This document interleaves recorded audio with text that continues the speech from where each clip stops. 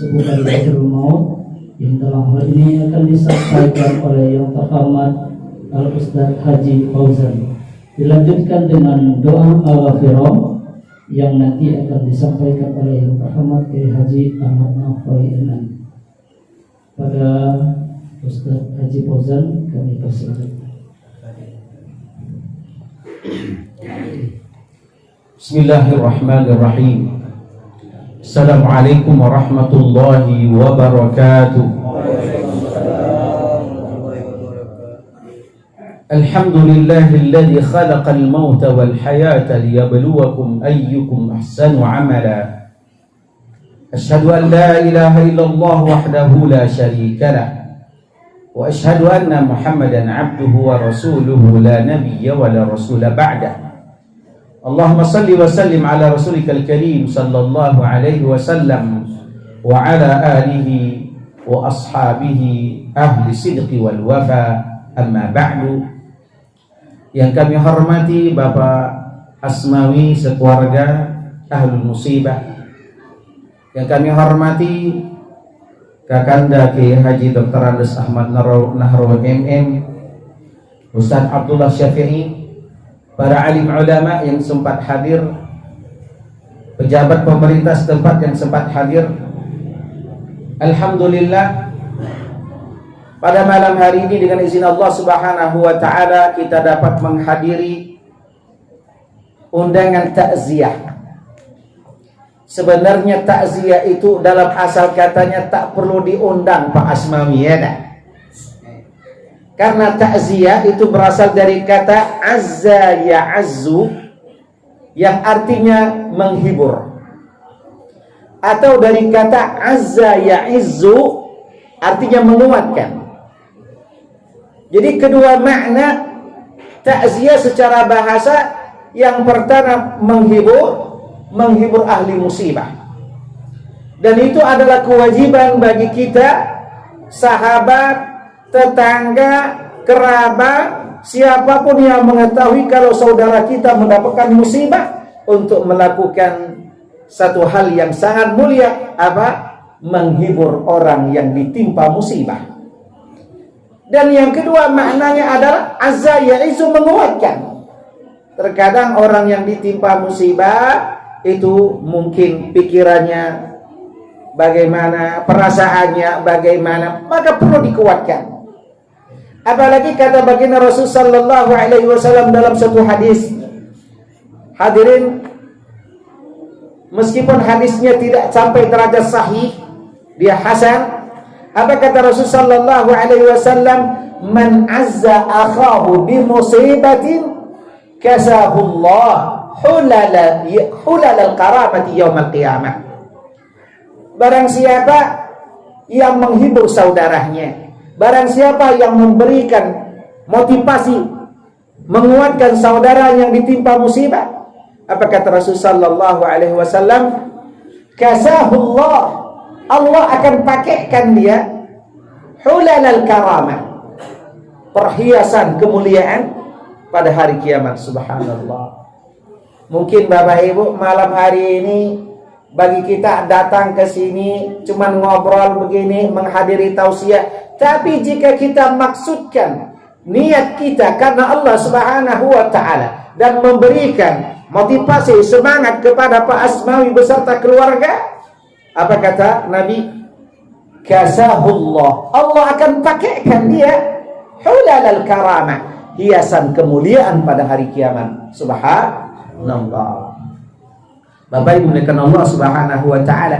Makanya Rasul sallallahu alaihi wasallam acap kali ketika ada sahabat yang meninggal, Rasul memerintahkan kepada sahabat supaya menghibur orang yang ditimpa musibah.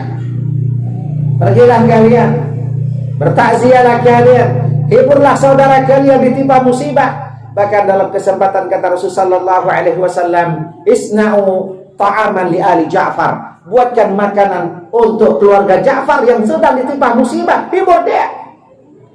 Maka insya Allah malam hari ini Pak Asmawi, kami yang hadir di sini bukan hanya mendoakan, tapi melaksanakan salah satu kewajiban, yakni memberikan motivasi dan takziah agar bapak yang ditinggalkan Ibu Rusnani menjadi orang yang sabar, tabah, dan sekaligus bermuhasabah diri bahwasanya kita pun nanti akan menjadi seperti itu. Hadirin dimuliakan Allah Subhanahu wa taala.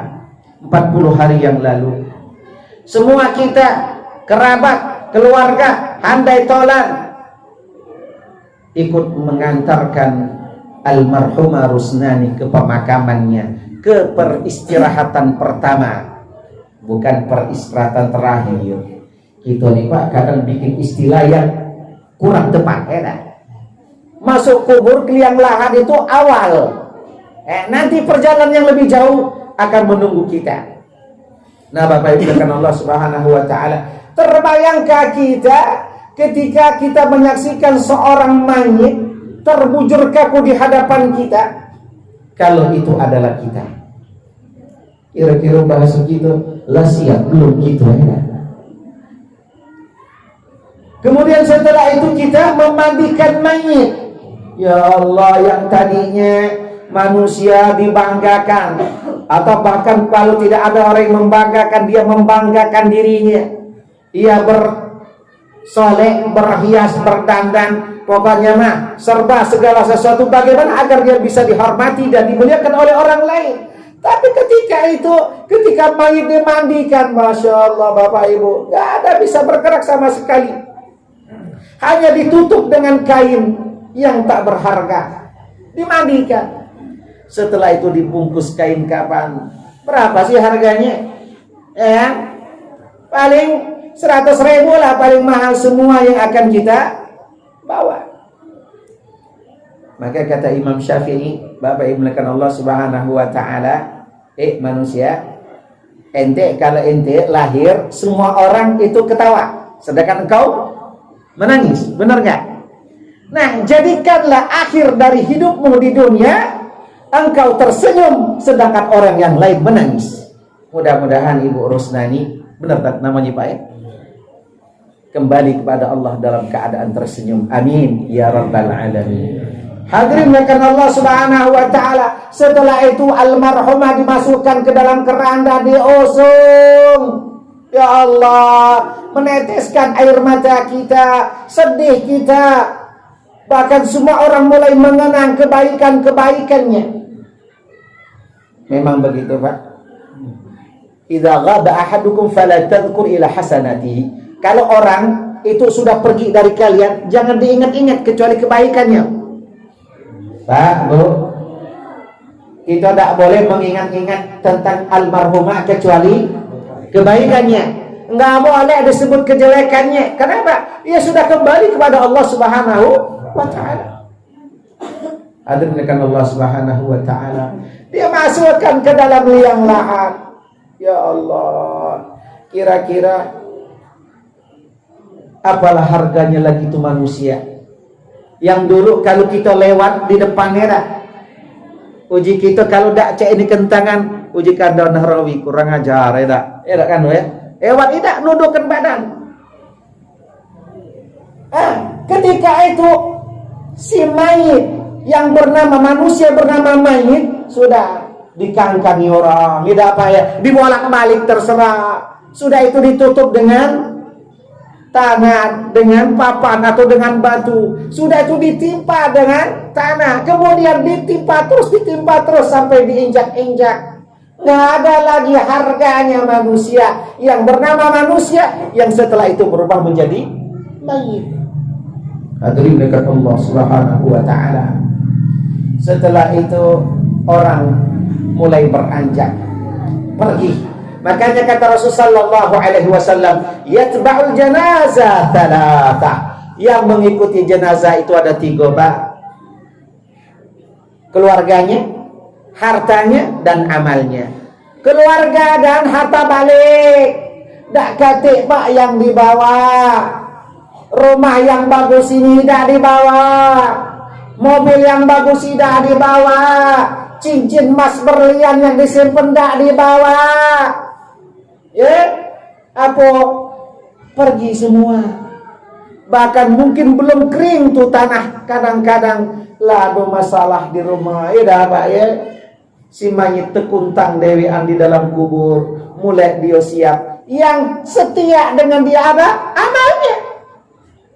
Bapak Ibu mulakan Allah Subhanahu wa ta'ala. Oleh karena itu, apa yang paling dibutuhkan oleh mayit? Bapak Ibu, semua kita akan menjadi mayit. Kalau kata orang, al-mautu ka'sun wan nasu syaribuhu. Mati dan kematian itu bagaikan gelas. Bagaikan gelas ini. Semua manusia akan minum dari gelas itu. Itulah kematian. Wal mautu babun. Kematian itu ibaratnya pintu. Semua orang akan masuk melalui pintu. Tak kata pula Pak, orang masuk melalui atap. Kecuali orang maling. Wana sudah khilu. Semua manusia akan masuk ke dalam pintu itu. Tergantung kita Pak, lah siapa beda. Makanya kata Rasul sallallahu alaihi wasallam, kafa bil mauti mau'izah. Cukuplah kematian itu sebagai nasihat yang paling mutlak, yang paling telak, yang paling jitu. Bapak Ibu mulakan Allah. Mati dan kematian tak pandang usia. Ada anak kecil yang baru dilahirkan, tiba-tiba dipanggil oleh Allah. Anak remaja yang gagah-gagahnya, tiba-tiba malam-malam sudah terdengar dia mati. Dengan berbagai macam sebab. Kakek-kakek tua renta yang sakit bertahun-tahun, labis sertonya dah baik, kebunlah terjual, mobillah terjual, bahkan rumahlah tergadai. Tiba-tiba sembuh, balik lagi sehat seperti semula. Urusan siapa Pak? Urusan Allah. Maka mati dan kematian itu bukan hal yang aneh. Yang aneh kata baginda Rasul, tidak ada persiapan menyambut yang namanya kematian. Bapak Ibu, mari kita persiapkan diri kita untuk menyambut kematian. Tamu yang datang tak terduga, tamu yang datang tanpa memberitahu, tamu yang datang kapan dia datang, kapan dia ingin, dia pasti akan menjemput kita. Tadi saya akan sampaikan apa yang dibutuhkan oleh mayit, Bapak Ibu. Sekarang Ibu Rosdani dan yang lainnya sudah berada di dalam kubur. Apa yang dibutuhkan oleh mayit ini harus kita lakukan dan kita persiapkan, Bapak Ibu. Ada dua hal yang sangat dibutuhkan oleh mayit. Yang ketiga nanti adalah permasalahan yang diperselisihkan di antara para ulama. Dua hal yang merupakan kesepakatan semua ulama yang dibutuhkan oleh mayit. Yang pertama apa Pak? Doa. Pak, ibu kita, nenek kita, moyang kita, kakek kita, gede kita, yai kita, anak kita, teman kita yang ada di dalam kuburan itu membutuhkan doa kita. Semakin dekat orang yang mendoakannya, maka akan semakin bermanfaat kepada si mayit. Insya Allah nanti akan saya tutup dengan cerita tentang hal ini. Doa. Jangan pernah kita pelit, jangan pernah kita bakhil mendoakan orang tua kita, apalagi mereka yang sudah berada di kubur. Siapapun kita adalah orang yang paling berhak untuk mendoakan ibu kita. Ada seorang syekh nanya muridnya, ditanya oleh muridnya, "Wahai syekh, bagaimana saya harus mengabdi kepada kedua orang tua saya yang telah meninggal?" Uji syekh tersebut, "Doakanlah dia." "Sudah syekh, setiap habis sembahyang fardu aku doakan." "Berarti kau pelit," kata syekh itu. "Aku pelit." Kata syekh, "Bukankah engkau ketika engkau berdoa itu tidak capek mulutmu, tidak payah badanmu, tidak susah pikiranmu, engkau cuma melontarkan Allahumma ighfirli wa liwalidayya warhamhuma kama rabbayani shaghira." Sedangkan dulu ayahmu dengan susah payah, peras keringat, banting tulang, bahkan mungkin nyawa taruhannya untuk menghidupimu. Dan ibumu begitu pula, selama 9 bulan 10 hari mengandungkan engkau. Kemudian engkau dilahirkan, tengah malam engkau minta ini dan itu. Orang tuamu siap melayani engkau kapanpun engkau butuh. Ia tidak pernah pamrih kepada engkau. Kenapa engkau hanya mendoakannya 5 kali sehari semalam? Berarti engkau adalah termasuk orang yang bakhil, orang yang pelit. No, Pak, kita ni kadang-kadang tak sempat doakan orang tua kita. Tidak baik? Tak sempat kita. Yang ada terpikir, manalah jatah aku tadi ya dah. Nyanangin jatah dia ya dah. Padahal mayit sangat membutuhkan doa kita. Dan doa itu tak pernah tertolak, apalagi dari seorang anak yang mendoakan ibunya atau orang tuanya yang telah meninggal. Ini yang pertama. Yang kedua, yang sangat dibutuhkan oleh mayit adalah sedekah. Bapak Ibu mulakan Allah Subhanahu wa taala. Mayita, orang yang ada di kuburan sangat membutuhkan sedekah dari orang yang masih hidup. Apalagi kalau orang yang meninggal itu masih punya harta. Nah, Bapak Ibu, kita ni terbalik, Pak. Orang tua kita meninggal bukan nak disedekahkan. Ya dah. Lama dia kapling. Uji yang tua, dek, aku yang tua, aku berhak rumah ini. Ada tak, Pak? Ada. Ujinya, aku yang ngurus mobil ini, aku dek. Uji yang itu, aku yang ngurus kebun untuk aku. Bapak Ibu mulakan Allah Subhanahu wa taala. Tersiksa orang tua kita yang ada di kubur, tersiksa karena ulah kita. Makanya ada solusi yang ditawarkan dalam Islam apa? Bagi waris atau wasiat. Bapak Ibu mulakan Allah Subhanahu wa taala. Sedekah. Pernah satu ketika Rasulullah sallallahu alaihi wasallam ketika beliau sedang makan siang, Pak. Makan siang, namanya orang Arab tuh makan sikok kambing, sepaha kambing. Tanyalah beliau nih kalau ke Mengkaca itu ya.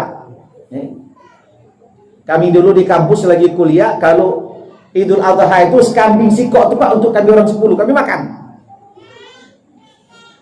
Nah, Rasul ini makan siang bersama Aisyah, paha kambing cuman berdua baik. Enak, dari kaki sampai paha berdua makannya.